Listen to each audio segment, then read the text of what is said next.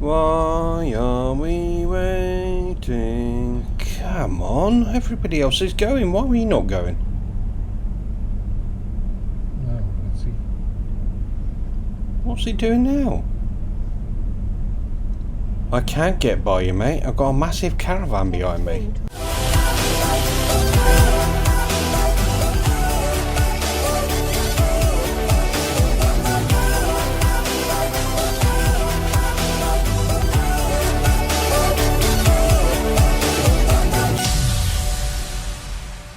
Well, here we go, Dunkirk through Belgium, off to Germany, and lunchtime is looking good.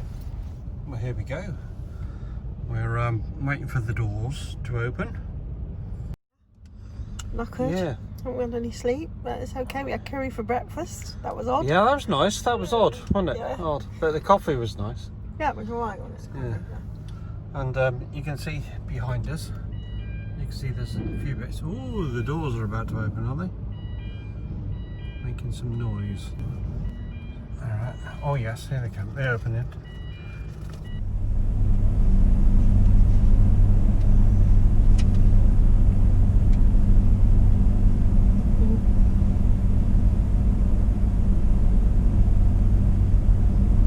Move your ass, come on. What the hell are you doing? We can't go anywhere. Well, I think the people in front of them haven't moved either. Perhaps he's got a flat battery. You know how that feels, don't we?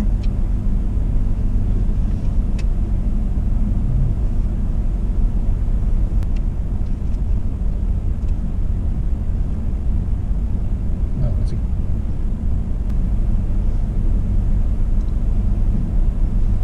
I can't get by you, mate. I've got a massive caravan behind me. Because the guy at the front's not bothered coming down, is he? I don't know. It looks as though that he was travelling with the couple in front of him in the car that was there, and they have decided not to come down. So he's gone to chivvy them up, let's put it that way. Last, I think we have some movement.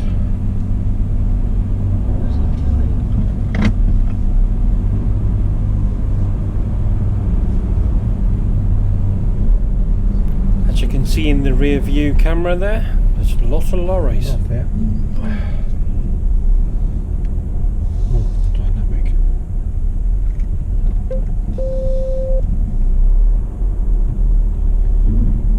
And don't forget, driving different side of the road now. Eventually we emerge into not particularly fabulous weather, but the weathermen, well actually it was a woman in this case, has informed me that things are going to get better. So let's speed this up. As a reminder, it's 7 o'clock in the morning and this is leaving Dunkirk.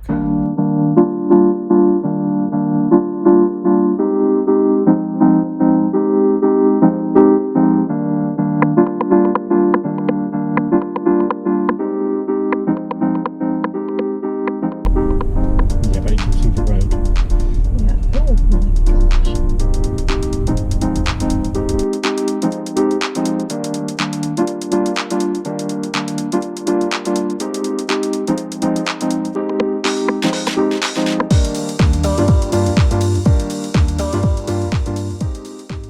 Well, thanks for that, fellow UK driver. But anyway, as I didn't fill up in the UK, I'm going to have to fill up over here. And there's a petrol station coming up. But as you'll see, I'm going to have to breathe in a little bit because they tend to park wherever they like.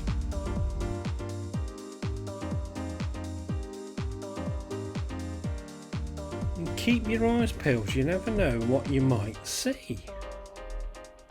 Brilliant. Well, there. What a difference half an hour makes, isn't it?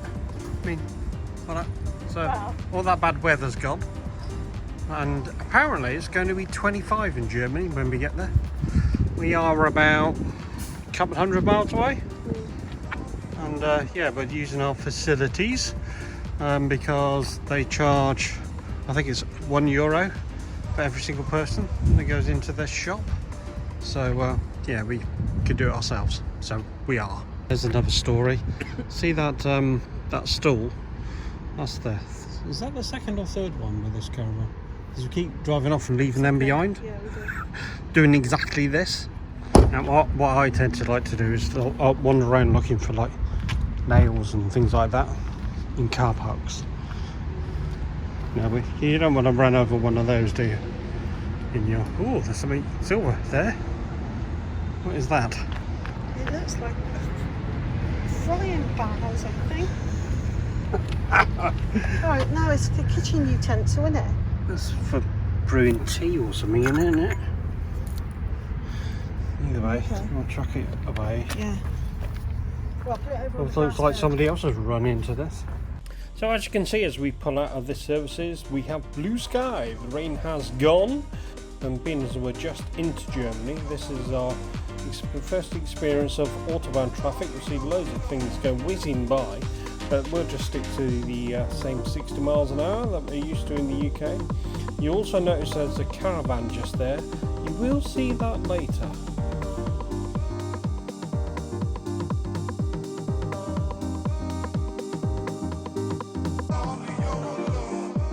Now the campsite itself is actually in a fairly popular tourist spot because it's right next to a lake. But the actual route that it took to get there is actually going through a little village, and there are some very tight spaces, as you'll see.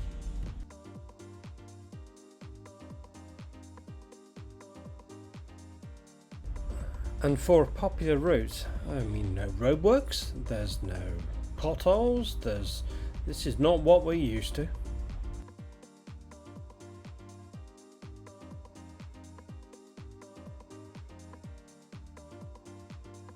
Here we are. On the right hand side you'll see the lake stroke reservoir. It is actually a reservoir.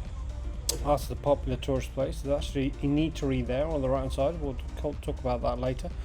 We go down this sharp bend and you'll see the car park on the right, public car park, and right down the end here is the actual campsite itself.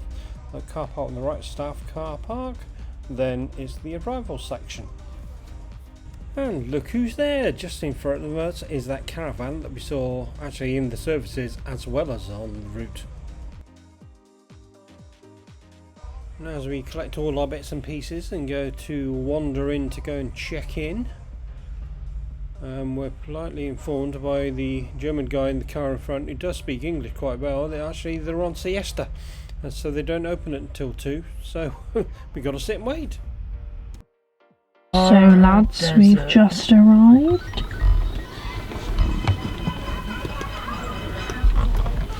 And we're doing nothing.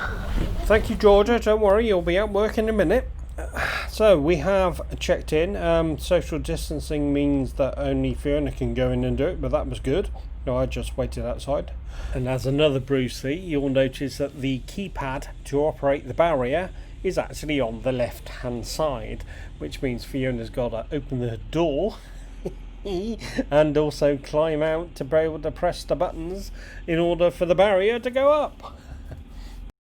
Okay, let's talk pitches. Now, we're used to in the UK having 8 metre caravans typically as standard, so our pitches are quite lengthy to be able to accommodate those. Now, you'll tend to find that in Europe they tend to operate around about the 6 metres, so they have plenty of space for them.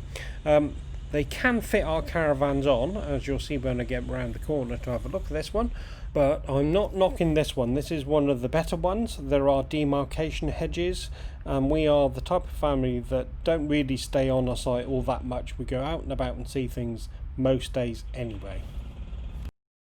Having said that, there are a few musts. We tend to want a fully serviced pitch. Now obviously that in Germany that also means waste chemical waste, that is, rather than just your waste in your normal water. And we also plump typically for decent Wi-Fi. Didn't need to worry about this one. This has only got Wi-Fi built in and it's free anyway. But there is no premium Wi-Fi that you can buy. Now you also find that they tend to put nationalities together, so all the Brits and the Germans and so on. But we're not doing that this time because, as they said at reception, there isn't that many of us anyway that's over here, as in I think there's another one somewhere. So our pitch is on the left hand side, so I'll just butt up to this car here. And so it's time to get unhooked at last. Get the mover out, get the caravan in position, put the awning up, and get all the amenities plugged in.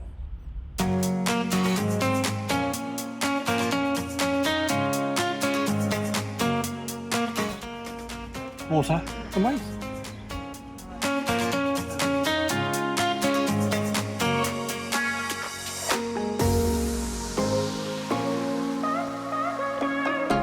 And so we're in. The awning's up, satellite's up. Yeah, Wi-Fi's on. Pop down to reception. I'll see if we can order some bread. And they have an Aldi and a Lidl. And that's the unexpected peppermint tea. Tastes like shit. One thing that us ladies really care about on campsites is what are the toilets going to be like. And here in Germany, these are the loos. And believe me, they are spacious and they are clean. And you don't normally get this on European sites, as you can see. Don't have to worry about hanging your coat up, where to put your book or anything else. It's a really spacious area. Don't think you could say the same for French toilets, can you? No, and this building separate to the toilets was a shower block. And it was very modern, it was very new. Within the showers, as you can see, again, spacious. There is your own sink, your own dressing area. This is incredibly rare.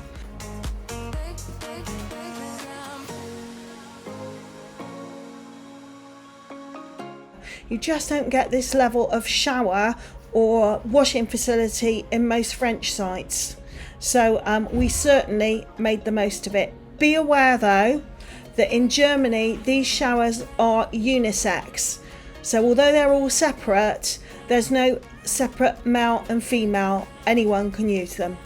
It's the same in France though, isn't it? Yeah, even if it's a bit rubbish, it's the same in France.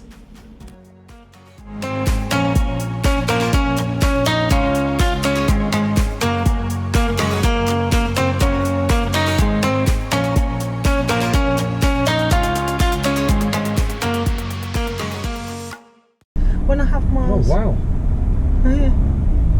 When I have You've got a miles trailer on the back of that. to the next roundabout. This is obviously the little Public town. car park. If the car parks Yeah. are all up there like that, then well, I've never. We'll be I want right. to take the stop box off. So our first full day in Germany happened to be a Sunday, and we discovered something interesting in Germany on a Sunday. Everything you can possibly imagine is closed. I think they pay higher taxes and things.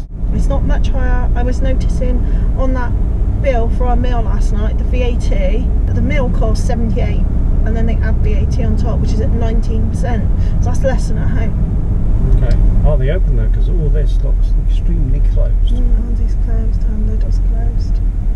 Alright, it don't open on a Sunday. Well, this is obviously an outside shopping centre. Right, we'll have to go after Phantasialand tomorrow.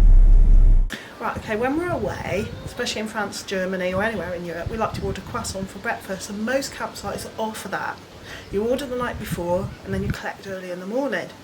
So they told me here, fill out the form, which I did, and put it in the box. So I put it in this box. Hang on. That box. That box.